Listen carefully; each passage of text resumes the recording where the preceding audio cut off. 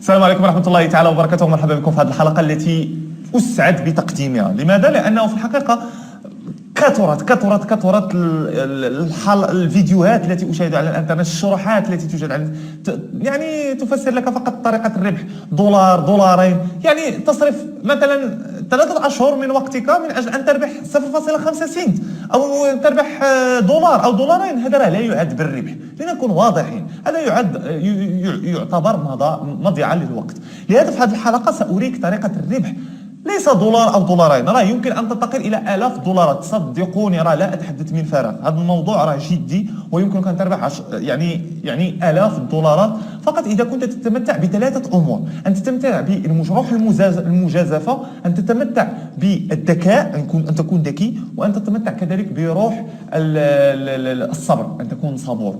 جيد، إذا كانت بك هذه الخصال 3 مرحبا بك، فهذه هي الحلقة التي ستغير حياتك إن شاء الله، كن على يقين.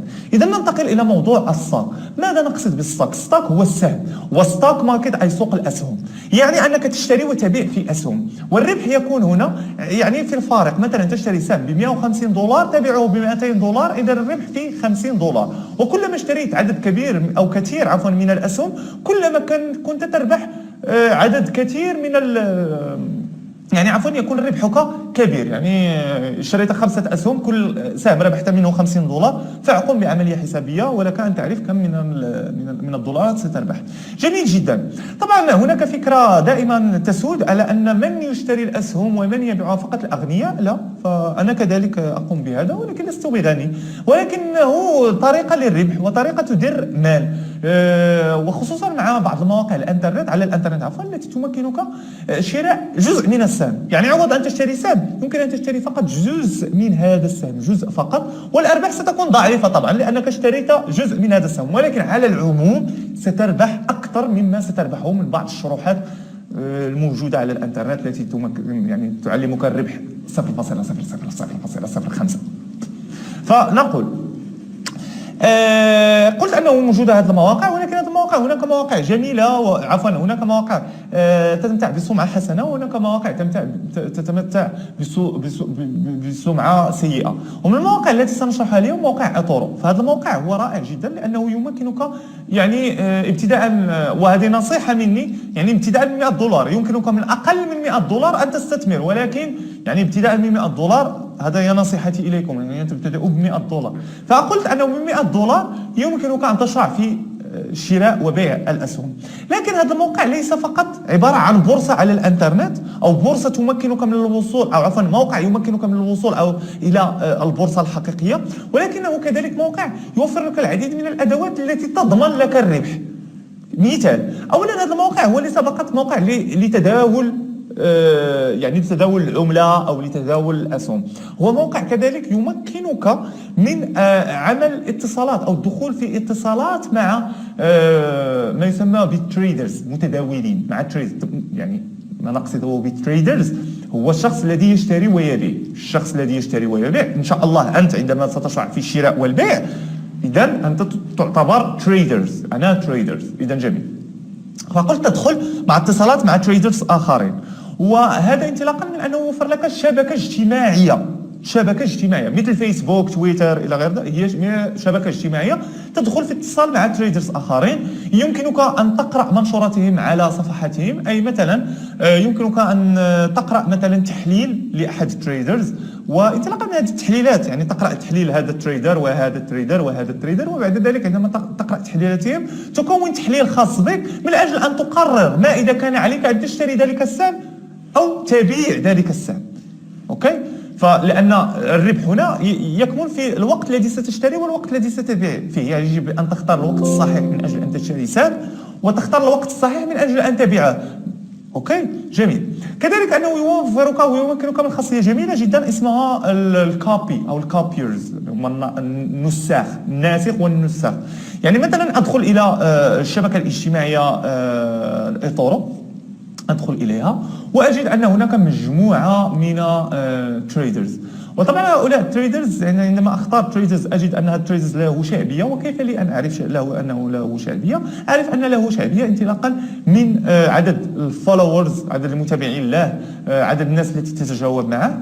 فعندما ادخل الى في الصفحه عفوا انقر على كوبي، نسخ. عندما انسخه بالتالي انتقل الى قيام جميع الخطوات التي يقوم بها هذا التريدرز. اذا قام بالشراء حسابي اوتوماتيكيا سيقوم بالشراء كذلك. اذا بعت حسابي اوتوماتيكيا سيبيع. يعني هذه يعني نقطة قوية كذلك في ايتورو. كذلك ايتورو يمكنني من ان اشتري جزء من السهم كما سبق لي وشرحت. يعني يمكنك عوض ان تشتري سهم ككل يمكن ان تشتري جزء فقط من هذا السهم، وبالتالي يمكن ان تحقق ارباح كذلك. اذا لكي لا اطل عليك سنمر الان الى شرح الموقع، شرح ادواته، وكيف لك ان تربح الدولارات من موقع ايتورو عن طريق المتاجرة في الستوك. ابقوا معي. إذا أول شيء ننقر على سين اب، ثم بعد ذلك نتوجه إلى إملاء بياناتنا في الموقع. إذا أختار يوزر نيم، يعني مثل الفيسبوك سأختار مافيبوس. إذا الإيميل أتمنى أن أكون نعم جيد. إذا هو الباسورد ثم يكسب سين اب.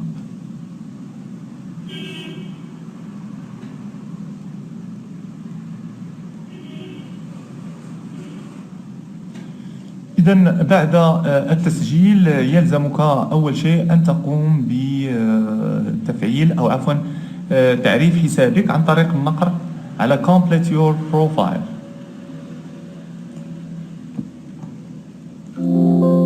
ثم ننقر على continue، ثم أقوم بإملاء بعض بياناتي.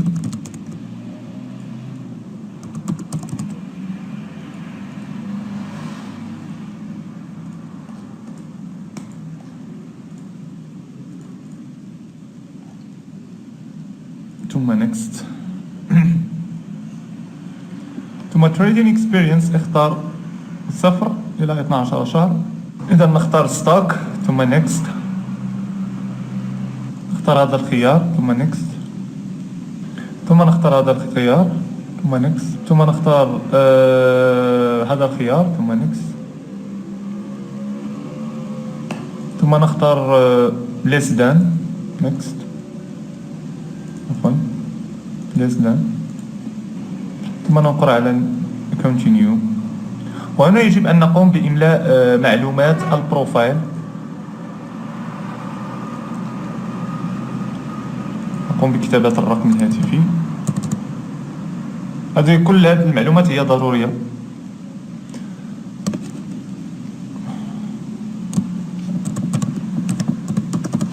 ثم next. ثم بعد ذلك سيطلب مني تعريف هذا الحساب انطلاقا من إرسال SMS أو من انطلاقا من إرسال رسالة صوتية. نقوم بذلك فورا.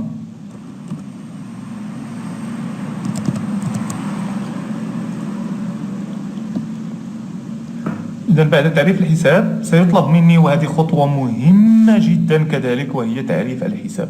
هنا سيطلب منك إرسال إما صورة من الباسبور أو كذلك إرسال صورة من البطاقة الوطنية، بطاقة الهوية. مهم جدا أن ترسلها إلى موقع ايتورو. إذا بعد أن ترسل هذه البيانات تكون قد تسجلت، ونمر الآن إلى شرح الموقع. جميل جدا. إذا أول شيء بعد تفعيل الحساب ننقر على ماركت، ثم بعد ذلك نذهب إلى ستوكس، ثم بعد ذلك سنجد جميع الشركات موجودة هنا، اقتصادية، تقنية، متخصصة في تقديم خدمات إلى غير ذلك. وهذه الشركات كما تلاحظون كل شركة يعني تظهر لي أرباحها، خسارتها. هل الشركة مثلا خسرت 2.46%، شركة فيسبوك ربحت 1.87%. يعني على العموم أجد هنا جميع الشركات أمامي، أسهم الشركات. سأجد كذلك عدة تصنيفات كما تلاحظون. هناك مجموعة من التصنيفات، وأنا كشخص كمتداول مهتم بأخبار التقنية. أنا قريب جدا من فيسبوك، جوجل، من الأخبار شركة فيسبوك، جوجل، ياهو إلى غير ذلك. فبالتالي سأنقر على تكنولوجي، لأن هذه الشركات هي الشركات التي أعرفها جيدا والتي يمكن أن أستثمر في سهمها. كما تلاحظون مثلا فلدينا فيسبوك. اذا ما نقرت على فيسبوك سأجد أمامي هذا الأوبن جراف. هذا الأوبن جراف هو الجراف الذي يعطيني تغيرات السهم، تغيرات يعني قيمة السهم على مر إما الأسبوع إلا إما يعني على ممر شهر، 3 أشهر، 6 أشهر أو سنة. قراءة هذا الشارت مهمة جدا، لأنها هي التي ستعطيني فكرة ما إذا كان علي أن أستثمر في هذه الشركة أم لا. كما ألاحظ مثلا في لاستير، في السنة الماضية، هذه الشركة كما تلاحظون في تقدم مستمر، في تقدم مستمر، وبالتالي فهذه الشركة تشجعني على أن استثمر بها. غير ذلك فاجد كذلك اللايف فيد، وهذا اللايف فيد يعطيني اي شخص يكتب عن هذه الشركه او عنده يعني تفسير معين او تحليلات معينه اجده ينشرها هنا ويكتبها هنا. مثلا هذا الشخص عنده اخر فيديو نشره حول هذا التحليل خاص به حول شركه فيسبوك، يمكن ان اشاهده هنا. يمكن أن أقرأ كذلك الناس ماذا تكتب عن تجربتها في تداولها مع أسهم فيسبوك. يمكن أن أجد بعض الأخبار التقنية، ما إذا كانت مثلا فيسبوك ستستحوذ على شركة، أو إذا باعت مثلا أسهمها لشركة أخرى، هل تنوي طرح منتوج جديد. طبعا هذا الأمر مهم جدا. لماذا؟ لأن مثلا إذا سمعت أن فيسبوك تفكر في طرح خدمة جديدة، أو أنها ستستحوذ على شركة معينة، أو يعني كمثال يعني على حسب هذا الشكل، ففي أغلب الأحيان يعني عندما تكون الشركة ستطلق خدمة جديدة غالبا الأسهم ترتفع. يعني مثلا أنا عندما أسمع أن هناك إشاعات أن في الأسبوع المقبل في 3 من شهر يناير سنة 2015 راه فيسبوك ستطرح خدمة جديدة، إذا أنا أعرف أن في هذا التاريخ يعني أسهم هذه الشركة ستكون مرتفعة، إذا أنا ذاك سأبيع أسهم التي اشتريتها. يعني يمكن الآن أن أشتري هذه الأسهم عندما تكون منخفضة، عندما تكون منخفضة الأثمنة كما هو مثلا على سبيل هذا المثال. يعني يمكن الآن أن أشتري، ولكن أنا أعرف مثلا أن في الشهر المقبل، في 3 من الشهر المقبل سأبيع هذا السهم وسأربح منه، لأن الأسهم سترتفع، وبالتالي بين الفرق بين الثمن الذي اشتريت به وبين الثمن الذي بعت به سيكون هناك ربح. لهذا أقول أن هذه العملية تستلزم صبر، لأنه في الحقيقة الناس التي لا تتمتع بالصبر لا يمكن أن تحقق مال، لأنه يجب أن تطرح على نفسك هذا السؤال: هل عندي استعداد مثلا أن أشتري سهم اليوم وأنتظر مثلا أسبوع، أسبوعين من أجل أن أبيعها، أو شهر من أجل أن أبيعها، حتى 3 أشهر من أجل أن أبيعها، لأنني أعرف أن هذه الشركة في هذه الأشهر ستكون أسهمها مرتفعة انطلاقا من الأخبار، انطلاقا من الإشاعات التي أقرأها، انطلاقا من تتبعي لمسار هذه الشركة. للإشارة في هذه الإشاعات ليست دائما تكون صحيحة، في أغلب الأحيان قد تكون خاطئة، وبالتالي قد تخسر، لأن أغلب ما يؤثر على هذا الجراف الذي تشاهدونه أمامي، الأكثر الأمور التي تؤثر عليه الإشاعات. يعني تسمع إشاعات، هناك الكثير من يصدق هذه الإشاعات، وفي بعض الأحيان تكون هذه الإشاعات مفتعلة، وبالتالي يعني الناس تخسر المال عوض أن تربح. على العموم، إذا عندما نفترض، وللإشارة يعني فقط للإشارة بين مزدوجتين، أن شركة فيسبوك، أسهم شركة فيسبوك وأسهم شركة جوجل هي يعني دائما حاول أن تستثمر فيهم. لماذا؟ لأن فيسبوك وجوجل دائما مربحة، هذه الأسهم دائما مربحة، يعني قليل جدا عندما تصاب بالخسارة، اللهم إذا لم تكن إذا كنت سيء الحظ. فهذه الشركات غالبا مربحة، فيسبوك وجوجل. جميل. إذا عندما أختار الشركة أريد أن أشتري من عندهم، أنقر على تريد. أوكي. إذا عندما أنقر على تريد تجد إما يمكنك أن تشتري $200 $400 $1000 على حسب رغبتك. على العموم أنا ليس عندي هذا الثمن، يمكن أقل شيء يمكن أن تختاره من أجل شراء هذا السهم هو $10. يعني أقل شيء يمكن أن تقوم بكتابته هنا $10. يمكن أن تشتري جزء من السهم $10. طبعا هذا السهم عندما تشتريه $10 راه هو ثمنه الحقيقي ليس $10 كما ستجدون هنا. أنا ثمن السهم في جوجل يصل إلى $516.57، وأنت ستشتري فقط جزء من هذا السهم $10، جزء من هذا السهم. يعني الأرباح لن تكون أرباح كثيرة للإشارة، لماذا؟ لأنك اشتريت جزء من 516.57 دولار. ثمن سهم جوجل راه مرتفع جدا كما تشاهدون معي، برايس ثمنه راه غالي جدا. وبالتالي فعندما أقوم بدفع 10 دولار الربح سيكون كذلك قليل، ولكن على العموم يعني أنصحكم في البداية أن تبدأوا بذلك، لأن الأرباح تكون قليلة، ولكن مع التجربة كذلك تشرعون في اكتساب تجربة، تشرعون كذلك في تكوين ثروتكم يعني الصغيرة شيئا فشيئا. لا يمكن من الأول أن تربح الآلاف الدولارات. على سبيل المثال سأعطيك على سبيل المثال أنني قمت يعني عندما تشتري السهم، الآن أنا قمت بشرائه وأتتبع الأخبار. نفترض أنك تريد أن تبيع السهم. إذا عندما ترغب في بيع السهم تنقر على إطاره هكذا هنا، عفوا تذهب إلى ماي، ثم بعد ذلك تذهب إلى ماي بروفايل، جيد، ثم تذهب إلى بورتفوليو، ثم بعد ذلك أنقر على Open Trades. لاحظوا معي هنا أنا بالفعل سبق واشتريت سهم من شركة جوجل، جزء من السهم وليس السهم، ب 10 دولار كما تشاهدون، 10 دولار. ونت بروفايت كان ربحت 0.87 على العموم. فعلى العموم إذا ما أردت أن أبيع هذا السهم سأنقر هنا ثم أختار سيل وسأبيع. طبعا هذه الأمور لا تقوم بها يوم السبت والأحد، لأنك إذا بعت يوم السبت أو الأحد العملية لن يتم تفعيلها إلا يوم الاثنين عندما تفتح السوق. لهذا لا ينصح، لأن يمكن أن تفتح السوق على ربح، يمكن أن تفتح على خسارة، لهذا لا تبيع حتى يوم الاثنين. فنقول أنه من هنا يمكنك أن تبيع السيل أو باي، يعني أي شيء اشتريته تجده هنا، وعندما تجد أن الوقت مناسب للبيع تنقر على هنا ثم السيل. الآن نذهب إلى بيبل. عندما تنقر على بيبل هنا ستجد الأشخاص الذين طبعا تريدرز، ستجد تريدرز. وطبعا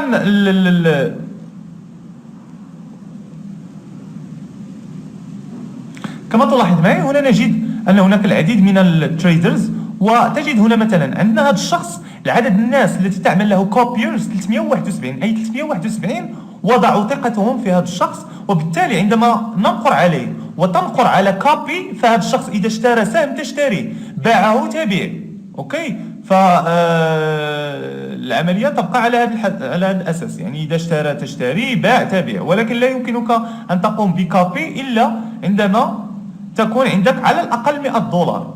آنذاك يمكنك أن تعمل كوبي لتريدرز آخرين، كما هو المثال يعني أمام هذا الشخص هذا. يعني كما تلاحظ معي هناك العديد من الأشخاص، ويمكنك طبعا اختيارهم ما بين ستوك. مثلا أنا أريد فقط الناس التي تبيع وتشتري في الستوك، يعني في الستوك كما تلاحظ. ويمكنك طبعا أن تختار البروفيل من أي دولة، يمكنك أن تختار من أي دولة. يمكنك أن نختار ألجيريا على سبيل المثال. نو ريزلت، اوكي، لا شخص من ألجيريا. إذا ستوك أريد فقط الناس التي تبيع وتشتري في الستوك، سأجد مثلا هذا الشخص. عدد الناس التي تتابعه 155 شخص ينسخ ما يقوم به، وبالتالي يمكن كذلك أن أقوم بنسخه. وفي حالة إذا قمت بنسخه طبعا كما قلت، إذا قام بشراء سأشتري، قام ببيع سأبيع، أنا كذلك، يعني سيكون الأمر ملازم له. على العموم شيء آخر طبعا لا يمكن أن نشرح الموقع ككل. على العموم إذا ما أردت أن تقوم بعمل شحن لحساب تنقر على funds your account ثم تقوم بملء الحساب. إما يعني يمكن أن تختار، إما تختار يعني القيم الموجودة هنا، تختار مثلا أريد أن أشحنه ب 50 دولار ثم سلك. أقول أن أقل شيء يمكنك أن تشحن به هو 100 دولار. لماذا؟ فأقل يعني لأن طبعا هي الأمر الذي سيجعلك تشعر نوعا ما، أو الذي سيجعلك تدير بعض المبالغ المالية، هو يعني أن تنفست على الأقل 100 دولار. وطبعا يمكنك شراء أكثر من سهم، يعني ليس أنت مرتبط بشراء جزء من سهم واحد، يمكنك شراء سهمين 3 أسهم على حسب جيبك. فيمكنك طبعا شحن الحساب إما عن طريق كريدت كارد، يمكنك شحنه عن طريق الباي بال كما تشاهد معي، عن طريق الباي بال أو النت لاب كذلك. على العموم أنت الأمر يعني مفتوح بالنسبة إليك لاختيار الطريقة التي ترغب أن تشحن. طبعا عندما تصل إلى أقل شيء هو 100 دولار يمكنك طلب سحب عن طريق يعني ستظهر خاصية هنا يعني withdraw من إمكانها يمكنك أن يعني تسحب مالك عندما تربح. للإشارة أن هناك الكثير من المغاربة موجودين في هذا الموقع، يعني في موقع اطورو. وعلى العموم أعتقد أن هذه أهم النقاط. طبعا لا يسعفنا الوقت لكي نشرح كل شيء بالتفاصيل، ولكن سيسعفنا إن شاء الله. إذا ما كانت عندكم أي تساؤلات يمكنكم طرحها في البث المباشر، سأكون سعيد جدا بالإجابة.